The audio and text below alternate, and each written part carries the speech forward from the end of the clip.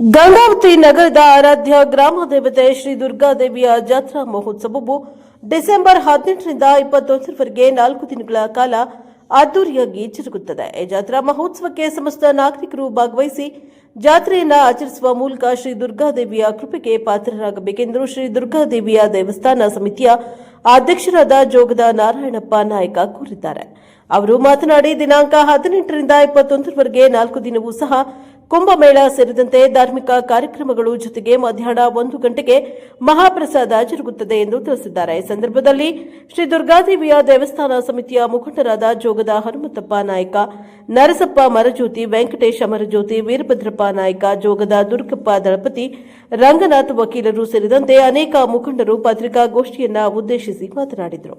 ನಂತರ ಕರ್ನಾಟಕ ರಾಜ್ಯೋತ್ಸವ ಪ್ರಶಸ್ತಿ ಪಡೆದಿರುವ ಹಿರಿಯ ವಕೀಲರಾದ ಸೋಮನಾಥ ಪಟ್ಟಣಶೆಟ್ಟಿ ಅವರಿಗೆ ಸನ್ಮಾನಿಸಿ ಗೌರವಿಸಲಾಯಿತು. Bureau report Sharanappa, Praja Power news, Gangavathi.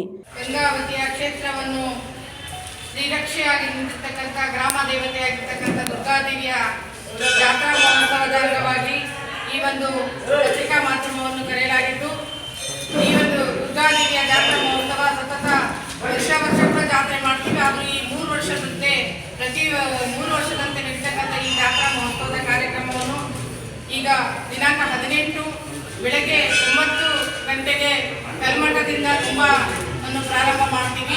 ತದನಂತರ ದುರ್ಗಾ ಸಪ್ತಮಿ ಇರುತ್ತೆ. ಆ ನಂತರ 18ನೇ ತಾರೀಕು ಸಾಯಂಕಾಲ ಕುಂಕುಮಾರ್ಚನೆ ಕಾರ್ಯಕ್ರಮ ಮತ್ತು 19ನೇ ತಾರೀಕು 5 ಗಂಟೆಯಿಂದ ಲಲಿತ ಶಾಸ್ತ್ರನಾಮ ಪಾರಾಯಣ ಮತ್ತು ದುರ್ಗಾ ಸಪ್ತಮಿ ಪಾರಾಯಣ ಮತ್ತು ಎಲ್ಲ ಮಹಿಳೆಯರಿಗೂ ಕೂಡ ಉಡಿ ತುಂಬುವ ಕಾರ್ಯಕ್ರಮ ಕೂಡ ನಾವು ಹಮ್ಮಿಕೊಂಡಿದ್ದೀವಿ. 15, 19, 20 ವಿಶೇಷವಾಗಿ 21 ಎಲ್ಲರೂ ಕೂಡ ಮಹಿಳೆಯರು ತಾವೆಲ್ಲ ಭಾಗವಹಿಸಿ ಈ ವಹಿಸಬೇಕಂತೇಳಿ ತಮ್ಮೆಲ್ಲರೂ ಪತ್ರಿಕಾ ಮಾಧ್ಯಮದ ದುರ್ಗಾದೇವಿಯ ಆಶೀರ್ವಾದ ಆಗಬೇಕು ಅಂತೇಳಿ ನಾನು ವಿನಂತಿ ಮಾಡ್ಕೊಳ್ತಾ ಇದ್ದೀನಿ. ಶ್ರೀ ದುರ್ಗಮ್ಮದೇವಿ ಜಾತ್ರೆಗೆ ಎಲ್ಲ ಪತ್ರಕರ್ತ ಈ ಜಾತ್ರೆ ಪ್ರತಿ 3 ವರ್ಷಕ್ಕೊಮ್ಮೆ ನಡೆಯುವಂಥ ಜಾತ್ರೆ. ಈ ಜಾತ್ರೆ ಗ್ರಾಮ ದೇವತೆ ಯಾವುದೇ ಒಂದು ಸಮಾಜಕ್ಕೆ ಸೀಮಿತವಲ್ಲ, ಪ್ರತಿಯೊಬ್ಬ ಜನಾಂಗದ ಆರಾಧ್ಯ ದೈವತೆ.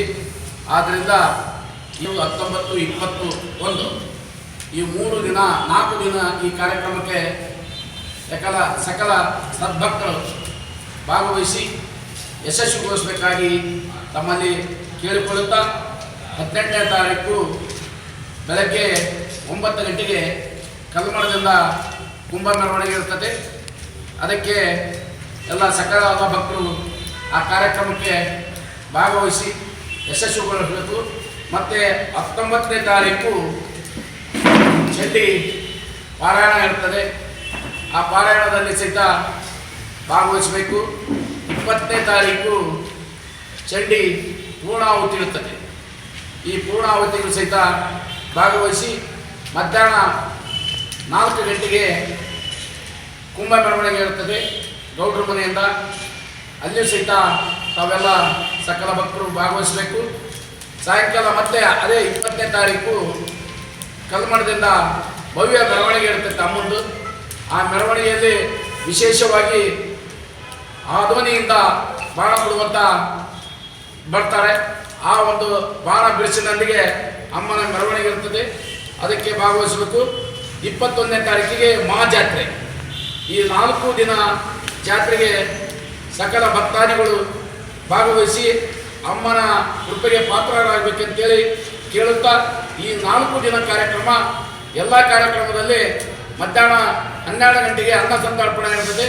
4 ದಿನ ಅನ್ನ ಸಂತರ್ಪಣೆ ಕಾರ್ಯಕ್ರಮದಲ್ಲಿ ತಾವೆಲ್ಲರೂ ಭಾಗವಹಿಸಿ ಅಮ್ಮನ ಸೇವೆ ಮಾಡಬೇಕಂತ ತಮ್ಮಲ್ಲಿ ಕೇಳಿಕೊಳ್ಳುತ್ತೇವೆ. ಈ ಸರಿ 4 ದಿನ ಕಾರ್ಯಕ್ರಮ ಇರೋದರಿಂದ ಗಂಗಾವತಿ ಸುತ್ತಮುತ್ತಲಿನ ಹಳ್ಳಿಯ ಎಲ್ಲ ಜನತೆ ಒಂದು ಅಮ್ಮನ ಕೃಪೆಗೆ ಪಾತ್ರರಾಗಬೇಕೆಂದು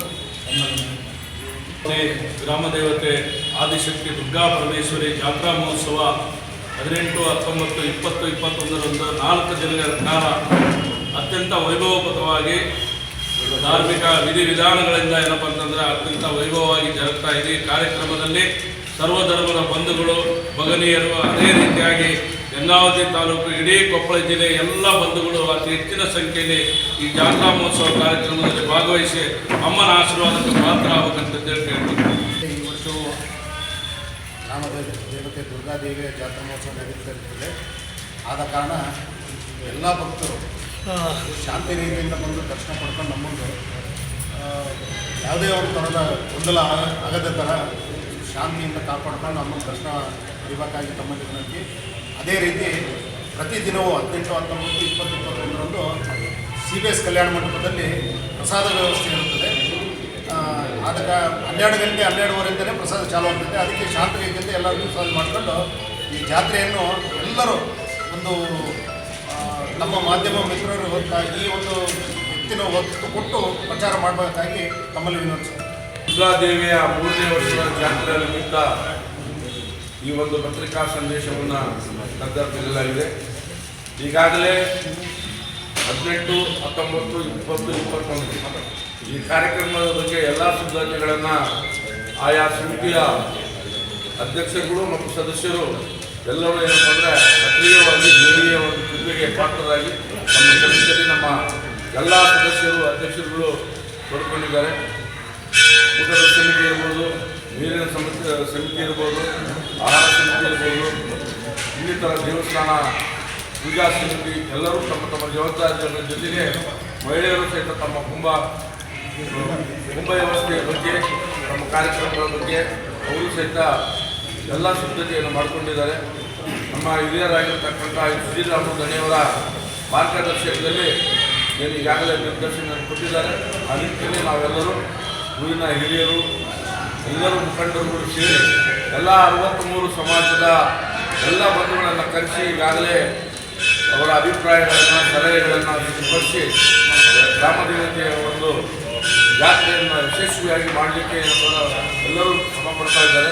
ಈ ನಿಟ್ಟಿನಲ್ಲಿ ಸಕಲ ಸದ್ಭಕ್ತರು ಯಾವುದೇ ಕಾರಣಕ್ಕೂ ಗ್ರಾಮದೇವತೆ ಅಂದ್ರೆ ಎಲ್ಲರಿಗೂ ಬೇಕಾಗಿರ್ತಕ್ಕಂಥ ದೇವತೆ, ಕೇವಲ ಒಬ್ಬರ ಮನೆಗೆ ಸೀಮಿತ ಅಲ್ಲ. ಈ ನಿಟ್ಟಿನಲ್ಲಿ ತಾವೆಲ್ಲರೂ ಬಂದು ದೇವಿ ಅಮ್ಮನ ಕೃಪೆಗೆ ಪಾತ್ರರಾಗಬೇಕು. 4 ದಿವಸವೂ ಸಹಿತ ಕಾರ್ಯಕ್ರಮದಲ್ಲಿ ಪಾಲ್ಗೊಳ್ಬೇಕು. 4 ದಿವಸ ಸಹಿತ ದೇವಸ್ಥಾನದಲ್ಲಿ 12 ಗಂಟೆಗೆ ಚನ್ನಬಸವ ಕಲ್ಯಾಣ ಮಂಟಪದಲ್ಲಿ ಏನಪ್ಪ ಪ್ರಸಾದ ವ್ಯವಸ್ಥೆ ಇರ್ತದೆ. ಅದೇ ರೀತಿಯಾಗಿ ಮೊದಲನೇ ದಿನ 9 ಗಂಟೆಗೆ ಏನಪ್ಪ ಅಂದರೆ ಕುಂಭಮೆರವಣಿಗೆ ಇರುತ್ತೆ. ಅದರಲ್ಲಿ ಹೆಚ್ಚಿನ ಸಂಖ್ಯೆಯಲ್ಲಿ ತಾಯಂದಿರು ಭಾಗವಹಿಸಿ ಯಶಸ್ವಿಗೊಳಿಸಬೇಕಂತಂದು ನಾವು ವಿನಂತಿ ಮಾಡ್ತೀವಿ. ಶಕ್ತಿ ಸಾರಿ ಅವರಿಗೆ ಪ್ರಶಸ್ತಿ ಸಿಕ್ಕ ಸಲುವಾಗಿ ನಾವು ದೇವಸ್ಥಾನದ ಎಲ್ಲ ಕಮಿಟಿ ಸದಸ್ಯರು ಕೂಡಿ ಅವರಿಗೆ ಸನ್ಮಾನ ಕಾರ್ಯಕ್ರಮವನ್ನು ಕೊಟ್ಟಿದ್ದೀವಿ.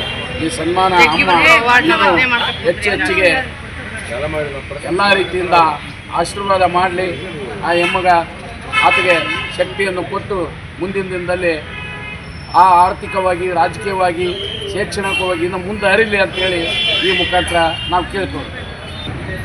ದುರ್ಗಮ್ಮ ತಾಯಿ, ನಮ್ಮ ಗಂಗಾವತಿ ಗ್ರಾಮದೇವತೆ ದುರ್ಗಮ್ಮ ತಾಯಿಯನ್ನು ಮತ್ತು ಗಂಗಾವತಿ ಆರಾಧ್ಯ ದೇವ ಚನ್ನಬಸವ ನನ್ನ ಮನದಲ್ಲಿ ನೆನೆಸಂತ ಈ ದಿನ ನನ್ನ ಸ್ನೇಹಿತರಾಗಿರ್ತಕ್ಕಂಥ, ಆತ್ಮೀಯರಾಗಿರ್ತಕ್ಕಂಥ ಈ ಗುಡಿಯ ಅಧ್ಯಕ್ಷರಾಗಿರ್ತಕ್ಕಂಥ ನಮ್ಮ ಜೋಗ ನಾರಾಯಣಪ್ಪನವರೇ, ನಮ್ಮ ಗೆಳೆಯರಾಗಿರ್ತಕ್ಕಂಥ ಹನುಮಂತಪ್ಪ ನಾಯಕರೇ, ಪಿಚ್ಚಾಲಿಯವರೇ ಮತ್ತು ಅಮರಜ್ಯೋತಿ ವೆಂಕಟೇಶ್ ಅವರೇ, ಹಾಗೂ ನಮ್ಮ ಯುವದ್ರಪ್ಪ ನಾಯಕರೇ, ನಮ್ಮ ತಂಗಿ ಅಕ್ಕನವರೇ ಮತ್ತು ನಮ್ಮ ಈ ಗುಡಿಯ ದುರ್ಗಮ್ಮ ದೇವಿ ಗುಡಿಯ ಎಲ್ಲ ಭಕ್ತರೇ ಮತ್ತು ನನ್ನ ಅಣ್ಣ ತಮ್ಮಂದಿರೇ, ಪತ್ರಕರ್ತರೇ, ಇದು ಒಂದು ತಾವೆಲ್ಲ ಒಂದು ಆತ್ಮೀಯವಾಗಿ ಈ ದಿನ ನನಗೆ ಈ ಒಂದು ಕಾರ್ಯಕ್ರಮವನ್ನು ಹಮ್ಮಿಕೊಂಡು ನಮಗೆ ಗೌರವವನ್ನು ಕೊಟ್ಟಿದ್ದೀರಿ. ಇದೆಲ್ಲ ನಾನು ಮೊದಲಿಂದ ಹೇಳ್ತಿದ್ದೀನಿ, ನಮ್ಮ ಗ್ರಾಮ ದೇವತೆ ದುರ್ಗಮ್ಮ ತಾಯಿಯಿಂದನೇ ನನಗೆ ಸಿಕ್ಕಿದ್ದು. ಇದು ನಾನು ಬಯಸಿದ್ದಲ್ಲ, ಅದು ಅಕಸ್ಮಾತ್ತಾಗಿ ಸಿಕ್ಕಿದ್ದು ನನಗೆ. ಅದು ಏನೋ ಆ ತಾಯಿ ಪ್ರೇರಣೆ ಆ ರೀತಿ ಸಿಕ್ಕಿದೆ. ಅದೇ ಥರನಾಗಿ ಆ ತಾಯಿಯ ಭಕ್ತನಾಗಿದ್ದೇನೆ ಮತ್ತು ನಾನು ಇನ್ನೂ ನನಗೆ ಜವಾಬ್ದಾರಿ ಹೆಚ್ಚಾಗಿದೆ. ಈ ಜಿ ಕನ್ನಡ ನ್ಯೂಸ್ನವರು ನನಗೇನು ವೀರ ಕನ್ನಡಿಗ ಪ್ರಶಸ್ತಿ ಕೊಟ್ಟಿದ್ದಾರೆ. ತಮ್ಮೆಲ್ಲರ ಶುಭ ಹಾರೈಕೆಯಿಂದ ಮತ್ತು ಹೆಚ್ಚಿನ ಜವಾಬ್ದಾರಿ ತೆಗೆದುಕೊಂಡು ನಮ್ಮ ಗಂಗಾವತಿ ಅಭಿವೃದ್ಧಿ ಆಗಬೇಕು. ನನ್ನ ಮುಖ್ಯ ಉದ್ದೇಶ ನಮ್ಮ ಗಂಗಾವತಿ ಅಭಿವೃದ್ಧಿ ಆಗಬೇಕು ಮತ್ತು ನಮ್ಮ ತಾವು ಅಭಿವೃದ್ಧಿ ಆಗ್ತಕ್ಕಂಥ ಸಾಕಷ್ಟು ವಿಷಯಗಳಿವೆ, ತಮಗೆಲ್ಲ ತಿಳಿದಂಥ ವಿಷಯ. ಅದಕ್ಕೆ ನಾನು ಪ್ರಾಮಾಣಿಕವಾಗಿ ಪ್ರಯತ್ನ ಮಾಡ್ತೀನಿ. ಅದು ತಮ್ಮೆಲ್ಲರ ಒಂದು ಸಹಕಾರ ಇರಬೇಕು. ನೀವೆಲ್ಲ ಅಣ್ಣ ತಮ್ಮಂದಿರು, ನಿಮ್ಮ ಎಲ್ಲರ ಒಂದು ಸಜೆಷನ್ ಬೇಕು. ನಿಮ್ಮೆಲ್ಲ ಸಜೆಷನ್ ಇರೋದ್ರಿಂದ ನಾವು ನಿಮ್ಮ ಒಂದು ಮಾಡ್ತಕ್ಕಂಥ ಒಂದು ಮನೋಭಾವನೆ, ಆ ತಾಯಿ ನಮಗೆ ಧೈರ್ಯವನ್ನು ಕೊಡಲಿ, ಶಕ್ತಿ ಕೊಡಲಿ ಅಂತಕ್ಕಂಥದ್ದು ಈ ಒಂದು ಸನ್ಮಾನ ತಾವು ಎಲ್ಲ ಮಾಡಿಕೊಂಡಿದ್ದು ನಾನು ಈಗ ನಿಜವಾಗಿ ತುಂಬ ಹೃದಯದಿಂದ ತಮ್ಮೆಲ್ಲರಿಗೂ ನಾನು ಹೃದಯಪೂರ್ವಕವಾಗಿ ಅಭಿನಂದನೆ ಸಲ್ಲಿಸ್ತೇನೆ. ಈ ಒಂದು ಗೌರವ ನಾನು ಪುಣ್ಯ ಮಾಡಿದ್ದೀನಿ. ನಾನು ನಿಜವಾಗಿ ಆ ತಾಯಿಯಿಂದ ಆ ತಾಯಿ ಆಶೀರ್ವಾದ ಪುಣ್ಯ ಮಾಡಿದ್ದೀನಿ. ತಮ್ಮೆಲ್ಲರ ಕಡೆಯಿಂದ ತಮ್ಮ ಜೊತೆಯಾಗಿ ಈ ಒಂದು ಗೌರವ ಸಮರ್ಪಣೆ ಇದು ಕೊಟ್ಟಿದ್ದೀರಿ. ತಮ್ಮೆಲ್ಲರಿಗೂ ಧನ್ಯವಾದಗಳು. ಜೈ ಹಿಂದ್, ಜೈ ಕರ್ನಾಟಕ. ಚರ್ಚಿಸಿದ್ದೀವಿ. ವಕೀಲರು ಸಾಬರು ಎಷ್ಟು ಕೆ ಜಿ